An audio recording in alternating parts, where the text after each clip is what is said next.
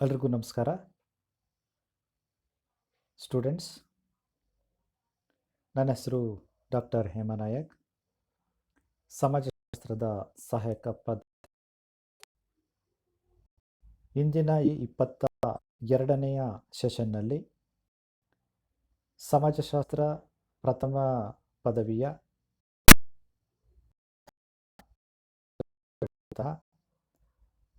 ಎರಡನೇ ಅಧ್ಯಾಯದಲ್ಲಿ ಬರುವ ರೆಫರೆನ್ಸ್ ಗ್ರೂಪ್ ಏನು ಕರಿತೀವಿ, ಉಲ್ಲೇಖ ಅಂತ ಏನು ಕರಿತೀವಿ, ಆ ವಸ್ತು ವಿಷಯದ ಬಗ್ಗೆ ನಾವು ಇವತ್ತು ತಿಳಿದುಕೊಳ್ಳಲು ಪ್ರಯತ್ನಿಸೋಣ. ಏನು ಈ ಪ್ರಥಮ ಸೆಮಿಸ್ಟರ್ನಲ್ಲಿ ಇರುವಂತಹ ಫಂಡಮೆಂಟಲ್ಸ್ ಆಫ್ ಸೋಷಿಯಾಲಜಿ ಅನ್ನುವಂತಹ ಒಂದು ಪತ್ರಿಕೆ ಏನಿದೆ, ಆ ಪತ್ರಿಕೆಯ ಎರಡನೇ ಅಧ್ಯಾಯದಲ್ಲಿ ನಾವು ಈ ಒಂದು ಪರಿಕಲ್ಪನೆಯನ್ನು ಕಾಣ್ತೀವಿ. ಸೊ ಅದು 22ನೆಯ ಅವಧಿ ಅಂತ ಹೇಳಿ ಕರಿಬಹುದು. ಅದನ್ನು ರೆಫರೆನ್ಸ್ ಗ್ರೂಪ್ ಅಂತ ಹೇಳಿ ಕರಿತೀವಿ. ಆ ರೆಫರೆನ್ಸ್ ಗ್ರೂಪಲ್ಲಿ ಸರಳವಾಗಿ ಹಿಂದಿನ ತರಗತಿಯಲ್ಲಿ ಅದರ ಅರ್ಥವನ್ನು ಹಾಗೆಯೇ ವ್ಯಾಖ್ಯಾನ ನೋಡಿದ್ದೀವಿ. ಅರ್ಥ ಅಂತ ಬಂದಾಗ ಒಂದು ಮತ್ತೊಂದು ಸಮೂಹದ ಜೊತೆಗೆ ತನ್ನನ್ನು ತಾನು ಗುರುತಿಸಿಕೊಳ್ಳೋದಾಗಿರ್ಬೋದು, ಅಥವಾ ತಾನು ಒಂದು ಸಮೂಹದೊಂದಿಗೆ ಗುರುತಿಸಿಕೊಳ್ಳೋದಾಗ್ಬೋದು. ಅದನ್ನು ನಾವು ರೆಫರೆನ್ಸ್ ಗ್ರೂಪ್, ಉಲ್ಲೇಖ ಸಮೂಹ ಅಂತ ಹೇಳಿ ನಾವು ಅರ್ಥ ಮಾಡ್ಕೋಬಹುದು. ಹಿಂದಿನ ತರಗತಿಯಲ್ಲಿ ತಿಳಿದಿದ್ದಾವೆ. ಈ ರೆಫರೆನ್ಸ್ ಗ್ರೂಪ್ ಅಂತ ಏನು ಕರಿತೀವಿ, ಈ ಒಂದು ಪರಿಕಲ್ಪನೆಯನ್ನು ಮತ್ತು ಮುಜಾಫರ್ ಪರಿಚಯ ಮಾಡಿದ್ದಾರೆ. ಆನಂತರ ಅದಕ್ಕೆ ಸೂಕ್ತವಾದಂತಹ ಒಂದು ವ್ಯಾಖ್ಯೆಗಳನ್ನು ನಾವು ಹಿಂದಿನ ತಿಳಿದಿದ್ದೇವೆ. ಸೊ ಮುಂದುವರೆದು ಈ ಏನು ಪರಿಕಲ್ಪನೆ ಏನಿದೆ, ಈ ಪರಿಕಲ್ಪನೆಯನ್ನು ನಾವು ಯಾಕೆ ಕಲಿಬೇಕು, ಇದರ ಉದ್ದೇಶ ಏನು ಅಂತಂದರೆ, ವ್ಯಕ್ತಿಯೊಬ್ಬ ಮಾನಸಿಕವಾಗಿ ಒಂದು ಸಮೂಹಕ್ಕೆ ಸೇರಿಕೊಂಡು ನಾವು ಇದನ್ನು ಅಧ್ಯಯನ ಮಾಡಬೇಕು. ಹಾಗೇನೆ ಒಬ್ಬ ಸಮಾಜದ ಮಯವಾದ ಮೈಗೂಡಿಸ್ಕೊಳ್ತಾನೆ. ಸೊ ಅದರಿಂದ ಅವನು ಸಾಮಾಜಿಕ ಅಂತಸ್ತಿಗಾಗಿ ಅಥವಾ ಸಮೂಹಗಳ ಹೋಲಿಕೆಗಾಗಿ ವ್ಯತ್ಯಾಸಗಳನ್ನು ತಿಳಿದುಕೊಳ್ಳಲು ಸಹ ನಾವು ಇದನ್ನು ಬಳಸಲಾಗುತ್ತೆ. ಸೊ ಇದು ಇದರ ಉದ್ದೇಶ ಅಂತ ಹೇಳ್ಬೋದು. ಹಾಗೆ ಒಂದು ವಿಷಯ ಅಧ್ಯಯನ ಮಾಡೋದ್ರಿಂದ ನಮಗೆ ಯಾವ ರೀತಿಯ ಲಾಭ ಆಗುತ್ತೆ ಅನ್ನೋದನ್ನು ನೋಡೋದಾದರೆ, ಇದರಿಂದ ಯಾವ ರೀತಿಯ ಔಟ್ಕಮ್ ನಮಗೆ ಸಿಗುತ್ತೆ ಅಂತ ಅಂದರೆ, ಒಬ್ಬ ವ್ಯಕ್ತಿ, ಸಮಾಜ ಅಥವಾ ಸಮುದಾಯ ಮತ್ತೊಬ್ಬ ಸಮಾಜವನ್ನು ಹೋಲಿಕೆ, ತಾವೆಲ್ಲಿದ್ದೀವಿ, ತಮ್ಮ ಸ್ಥಾನಮಾನ ಏನು, ಗುರುತಿಸ್ಕೊಳ್ತಾ ಇದ್ದೀವಿ ಅನ್ನೋದನ್ನು ಅಧ್ಯಾಯದಿಂದ ನಾವು ಕಲಿಯಬಹುದು ಅಂತ ಹೇಳಿ ನಾವು ಅರ್ಥ ಮಾಡಬೇಕಾಗುತ್ತೆ. ಸೊ ನಂತರ ರೆಫರೆನ್ಸ್ ಗ್ರೂಪ್ನ ಮೀನಿಂಗ್ ಈಗಾಗಲೇ ನಾವು ತಿಳಿದಾಗಿದೆ. ಈಗ ಮುಖ್ಯವಾದಂತಹ ಭಾಗಕ್ಕೆ ಬರೋಣ. ಏನು ಅದು ಅಂತಂದರೆ, ಕ್ಯಾರೆಕ್ಟರಿಸ್ಟಿಕ್ಸ್ ಆಫ್ ಉಲ್ಲೇಖ ಸಮೂಹದ ಲಕ್ಷಣಗಳು. ಈ ಉಲ್ಲೇಖ ಸಮೂಹದ ಲಕ್ಷಣಗಳನ್ನು ಶರೀಫ್ ರವರು ಮಾನವ ಹೇಗೆ ಉಲ್ಲೇಖ ಸಮೂಹಕ್ಕೆ ಸೇರಿರುತ್ತಾನೆ ಹಾಗೂ ಅದರ ಪ್ರಮುಖವಾದಂತಹ 4 ಶರೀಫ್ ರವರು ವಿಂಗಡಣೆಯನ್ನು ಮಾಡಿದ್ದಾರೆ. ಅದಕ್ಕೆ ಅವರದೇ ಆದಂತಹ ಕೆಲವು ಉದಾಹರಣೆಗಳೊಂದಿಗೆ ಉಲ್ಲೇಖ ಮಾಡಿದ್ದಾರೆ. ಅದರ ಲಕ್ಷಣವನ್ನು ಇವರು ಆದರ್ಶ ವರ್ತನೆ, ಐಡಿಯಲ್ ಬಿಹೇವಿಯರ್ ಅಂತ ಹೇಳಿ ಕರಿತೀವಿ. ಹೌದು, ನೋಡಿ, ಒಬ್ಬ ಮನುಷ್ಯನನ್ನ ಇನ್ನೊಬ್ಬ ಮನುಷ್ಯ, ಒಂದು ಸಮುದಾಯವನ್ನ ಇನ್ನೊಂದು ಸಮುದಾಯ, ಒಂದು ಸಮಾಜವನ್ನ ಇನ್ನೊಂದು ಸಮಾಜ, ಅಥವಾ ಒಂದು ಧರ್ಮವನ್ನ ಇನ್ನೊಂದು ಧರ್ಮ ಸೊ ಅನುಸರಿಸ್ತಾ ಇದೆ ಅಂತ ಅಂದರೆ ಅದು ಆದರ್ಶಮಯವಾಗಿರುತ್ತೆ ಅಂತ ಹೇಳಿ. ಇದು ಪ್ರತಿಯೊಬ್ಬ ವ್ಯಕ್ತಿಯ ಜೀವನದಲ್ಲೂ ಕೂಡ ಆದರ್ಶವಾದಂತಹ ವರ್ತನೆಗೆ ಪೂರಕವಾಗಿ ಇರುತ್ತೆ ಅಂತ ಹೇಳಿ ಮೊದಲನೇ ಲಕ್ಷಣ ಆದರ್ಶ ವರ್ತನೆ. ಅದಕ್ಕೆ ಆದರೆ ವ್ಯಕ್ತಿಯಾಗಿರಬಹುದು ಅಥವಾ ಒಂದು ಸಮೂಹ ಆಗಿರಬಹುದು, ಇತರೆ ವ್ಯಕ್ತಿ ಅಥವಾ ಸಮೂಹದ ವರ್ತನೆಯನ್ನ ಆದರ್ಶ ವರ್ತನೆ ಅಂತ ಹೇಳಿ ಪರಿಗಣಿಸಿ ಅದನ್ನ ಅನುಸರಣೆ ಮಾಡಿದರೆ ಅದು ಉಲ್ಲೇಖ ಸಮೂಹ, ಇದು ಇದರ ಲಕ್ಷಣ ಅಂತ ಹೇಳಿ ಕರೀತಾರೆ.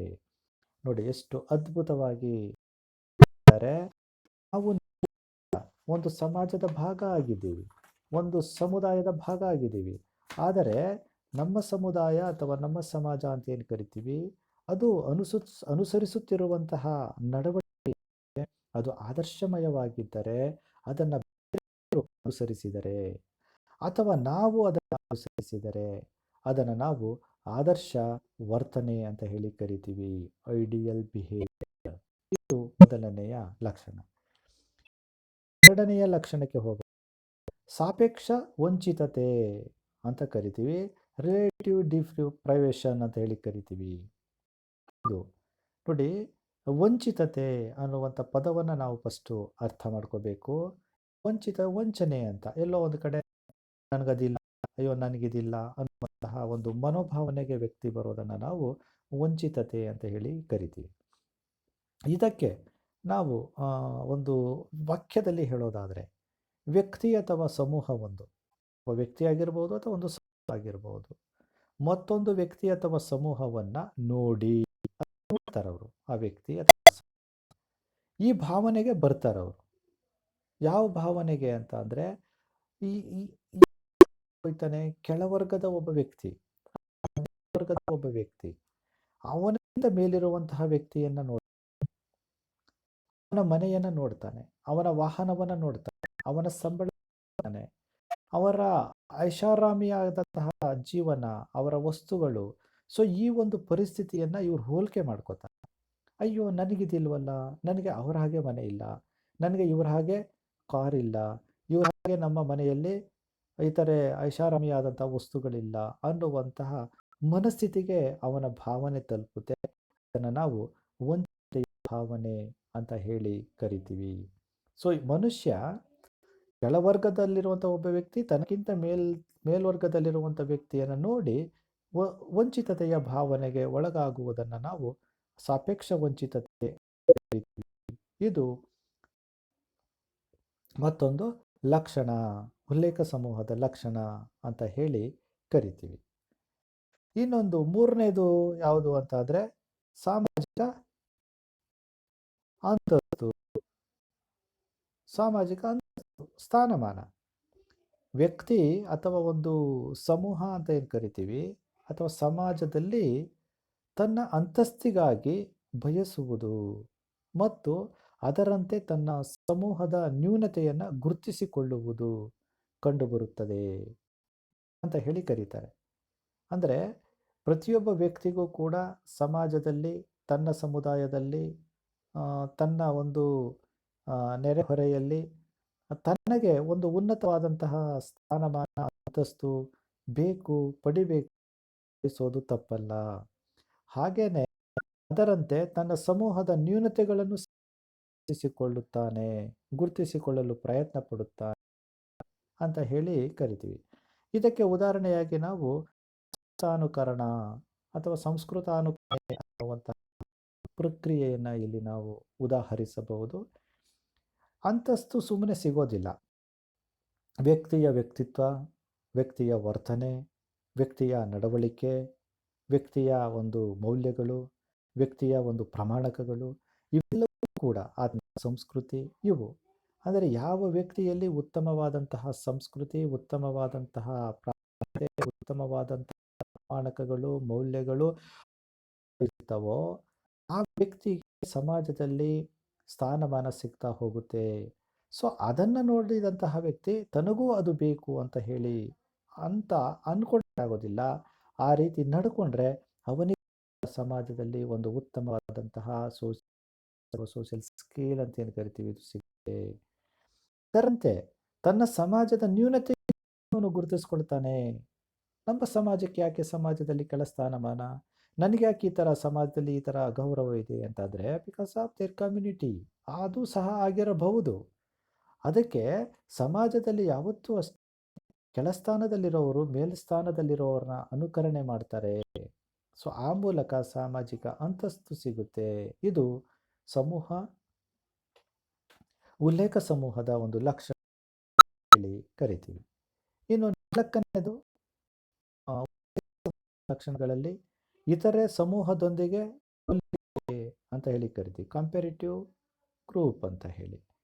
ಅಂದರೆ ಒಬ್ಬ ವ್ಯಕ್ತಿ ಮತ್ತು ಒಂದು ಸಮೂಹ ವ್ಯಕ್ತಿ ಅಥವಾ ಸಮೂಹದೊಂದಿಗೆ ತನ್ನನ್ನು ಕೊಳ್ಳುವುದು, ಇದು ಉಲ್ಲೇಖ ಸಮೂಹ ಅಂತ ಹೇಳಿ ಕರೀತಾರೆ. ಅಂದರೆ ಒಬ್ಬ ವ್ಯಕ್ತಿ ಇನ್ನೊಬ್ಬ ವ್ಯಕ್ತಿಯನ್ನು ಹೋಲಿಕೆ ಮಾಡ್ಕೊಳ್ಳೋದು ಅಥವಾ ಒಂದು ಸಮೂಹ ಇನ್ನೊಂದು ಸಮೂಹವನ್ನು ಹೋಲಿಕೆ ಮಾಡ್ಕೊಳ್ಳೋದು, ಇದನ್ನು ನಾವು ನೇರವಾಗಿ ಉಲ್ಲೇಖ ಸಮೂಹ ಅಂತ ಕರಿತೀವಿ. ಆದರೆ ಅದರ ಜೊತೆಗೆ ಉಲ್ಲೇಖ ಸಮೂಹಗಳು ಧನಾತ್ಮಕವಾಗಿಯೂ ಇರುತ್ತವೆ, ಹಾಗೆ ಋಣಾತ್ಮಕವಾಗಿಯೂ ಇರುತ್ತವೆ. ನೋಡಿ, ಅಂದರೆ ಪಾಸಿಟಿವ್ ಆಗೂ ಇರುತ್ತೆ, ನೆಗೆಟಿವ್ ಆಗೂ ಇರುತ್ತೆ. ಉಲ್ಲೇಖ ಸಮೂಹದ ಒಂದು ಒಪ್ಪಿಕೊಳ್ಳುವಿಕೆ ಅಂತ ಹೇಳಿ ಕರಿತೀವಿ. ಅದಕ್ಕೆ ಉದಾಹರಣೆಯಾಗಿ ನಾವು ನೀಡೋದಾದರೆ ಮೇಲ್ವರ್ಗ ಮತ್ತು ಕೆಳವರ್ಗ, ಬ್ರಾಹ್ಮಣರೇತರರು, ಕರಿಯ ಬಿಳಿಯ, ನೌಕರ ಖಾಸಗಿ ನೌಕರ, MNC ಕಂಪನಿನಲ್ಲಿ ಕೆಲಸ ಮಾಡುವ ಕಾರ್ಮಿಕರು, ಕಂಪನಿಗಳಲ್ಲಿ ಕೆಲಸ ಮಾಡ್ತಿರುವಂಥ ಕಾರ್ಮಿಕರು, ಹೀಗೆ ಇತರ ಸಮೂಹದೊಂದಿಗೆ ಹೋಲಿಕೆಯನ್ನು ಮಾಡ್ಕೋತಾರೆ. ಅಲ್ಲಿ ಧನಾತ್ಮಕ ಮತ್ತು ಋಣಾತ್ಮಕ ಎರಡೂ ರೀತಿಯ ಪ್ರಕ್ರಿಯೆಗಳು ಒಳಗಾಗ್ತದೆ. ಇಲ್ಲಿ ನೋಡಿ, ಮೇಲ್ವರ್ಗದವರನ್ನು ನೋಡಿ, ಕೆಳವರ್ಗದವರು, ಇದು ಕೆಳವರ್ಗದವರಿಗೆ ಇದು ಋಣಾತ್ಮಕ, ಆಯಿತಾ. ಸೊ ಕೆಳವರ್ಗದವರು ಮೇಲ್ವರ್ಗದವರಂತೆ ಆಗಬೇಕು ಅಂತ ಬಯಸೋದು ಧನಾತ್ಮಕ. ಬ್ರಾಹ್ಮಣರ ಕೆಲವು ಸಂಪ್ರದಾಯಗಳು, ಬ್ರಾಹ್ಮಣರ ಒಂದು ಜೀವನ ಶೈಲಿಯನ್ನು ಬ್ರಾಹ್ಮಣರೇತರರು ಕಲಿಯೋದು ಧನಾತ್ಮಕ. ಪರಸ್ಪರ ಸರ್ಕಾರಿ ನೌಕರರನ್ನು ನೋಡಿ ಅಥವಾ ಪರಸ್ಪರ ಇತರೆ ಸಮೂಹಗಳ ಜೊತೆಗೆ ತಮ್ಮನ್ನ ಹೋಲಿಕೆ ಮಾಡುವಂತಹ ಒಂದು ಸಂದರ್ಭ ಸಮಾಜದಲ್ಲಿ ನಡೀತಾ ಹೋಗ್ತಾ ಇರ್ತದೆ. ಸೊ ಹೀಗೆ ಸಮೂಹ ತನ್ನದೇ ಆದಂತಹ ಪ್ರಮುಖವಾದಂತಹ ಲಕ್ಷಣಗಳೊಂದಿಗೆ ಸಮಾಜದಲ್ಲಿ ಅಸ್ತಿತ್ವದಲ್ಲಿದೆ. ಇದನ್ನು ಶರೀಫ್ ರವರು ತಮ್ಮದೇ ಆದಂಥ ಈ 4 ಲಕ್ಷಣಗಳೊಟ್ಟಿಗೆ ವಿವರಣೆಯನ್ನು ಕೊಟ್ಟಿದ್ದಾರೆ. ಸೊ ಇಲ್ಲಿಗೆ ಏನು ಉಲ್ಲೇಖ ಸಮೂಹ ಮತ್ತು ಅದರ ಒಂದು ಪರಿಕಲ್ಪನೆ ಮತ್ತು ಈ ಪರಿಕಲ್ಪನೆಯನ್ನು ಕೊಟ್ಟಂತಹ ಶರೀಫ್ ರವರ ಪ್ರಕಾರ ಲಕ್ಷಣಗಳೇನು ಅನ್ನೋದನ್ನು ಅರ್ಥವಾಗಿದೆ ಅಂತ ಅಂದ್ಕೊಂಡು ಸೊ ಇಲ್ಲಿಗೆ ನಿಲ್ಲಿಸ. ನಮಸ್ಕಾರ.